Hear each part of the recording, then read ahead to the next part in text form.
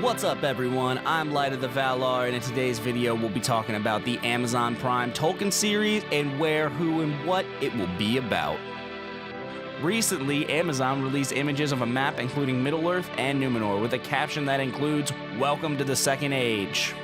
This is awesome because it tells us the different events that the series may circle around, but before we get into the Second Age, let's set the stage by discussing the end of the First Age. As a general spoiler disclaimer, we will be discussing events of the Second Age and their outcomes, so if you want everything in the Tolkien series to be fresh, now is your chance to stop the video. With that out of the way, let's move on.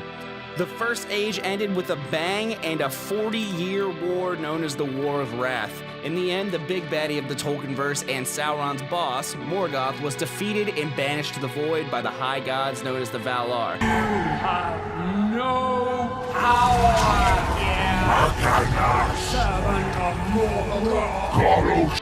While the great victory for good was won, it didn't come without a price. The great elven kingdom of Gondolin was destroyed, along with most of the region known as Beleriand. What was left would come to be known as the Sunken Lands. For their valor in the War of Wrath, Elrond Half-Elven and his brother Elros were given the choice by the Valar to remain Elven or take a human life. As we know, Lord Elrond remained Elven and went on to establish Rivendell in 1697 of the Second Age. Unlike his brother, Elros would choose to be human and be made the first king of Numenor, establishing a line that would eventually lead to Aragorn. Numenor figures to be a huge part of this series, but before we get too deep into how old Numenorians grow to be or whether or not Arwen and Aragorn are kissing cousins, let's talk more about the elves of Middle-earth in the Second Age. Before Elrond established Rivendell, he was the herald of the elven king Gil-Galad. Gil-Galad was the last high king of the ancient Noldor elves and accepted as the high king of all elves in Middle-earth throughout the Second Age. In the first year of the Second Age, Gil-Galad established the elven city of Lindon and the seaports known as the Grey Havens. In the beginning of the Second Age, Lindon was home to most of our major elven heroes, including the aforementioned Elrond and Lady Galadriel, before she planted the Malorn trees in the forest of Lothlorien. However, there is one elf that figures to be a major part of this series that did not grow up in Lindon. Those that have played through Monolith's Shadow of War franchise should be very familiar with Celebrimbor. Celebrimbor was the greatest among the elven smiths of Air region, and he lived in the city of Ostinidial. Somebody check me on the phonetic pronunciation of that name. Celebrimbor is the elf that helps Sauron forge the Rings of Power, which brings us to where the fun begins in the Second Age. This is where the fun begins. And where I think the Tolkien series will most likely pick up. For nearly 1,000 years into the Second Age, Sauron would lay dormant, only to rise again in the east to establish Mordor, where he began to raise armies and his Dark Tower. Somewhere around the year 1200, Sauron came to the elves disguised as the fair and wise Anatar. While most elves under the instruction of Gil-Galad did not trust Anatar, Celebrimbor and the elven smiths did. Together, Sauron and Celebrimbor forged the Rings of Power.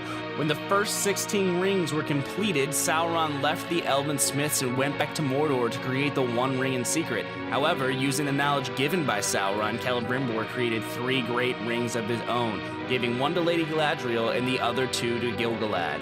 What followed was the War of Sauron and the Elves, in which Celebrimbor was eventually killed and the kingdom of the elven smiths known as Air region was decimated. Its citizens became refugees, with some receiving aid from Dwarf Lord of the Second Age, Durin the Third.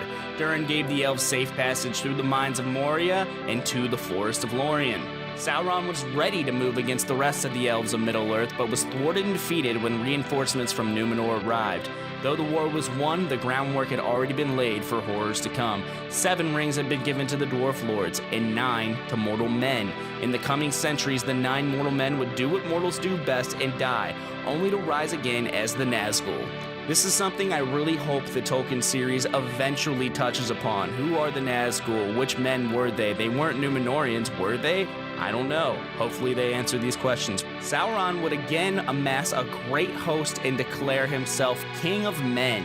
Hearing of this, the great Numenorians would once again sail to Middle-earth to challenge Sauron.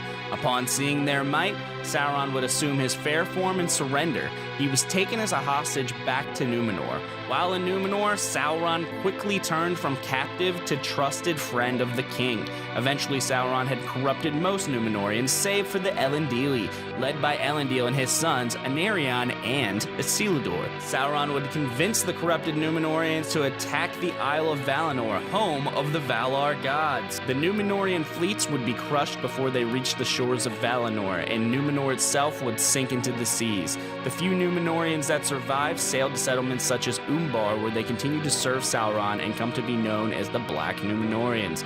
The Elendili would establish the kingdoms of Gondor and Arnor. Together, Gil-Galad, Elrond, Elendil, Anarion, and Isildur would form the last alliance of elves and men. This alliance would once again result in Sauron's defeat and heavy losses for the force of good. It would also mark the end of the Second Age and potential story arcs for Amazon's Tolkien series. Now, Amazon is fortunate in that though these events take place over several millennia, Tolkien's characters are also mostly immortal or gifted with long life. So they can potentially do every event that we've covered in this video over the course of, let's say 5-6 seasons, maybe more. With that, we're going to conclude this video. I hope you all enjoyed this video and it was informative to you. I know there's a lot more characters and events during the Second Age, so if I missed anything or got something wrong, please let me know in the comments and tell me what you're excited to see in Amazon's Tolkien series. As more information is released, I will be doing more videos covering the Amazon Tolkien series, so if you want to see more of this type of content, hit like and subscribe. Thanks for watching, and may the light of the Valar guide you.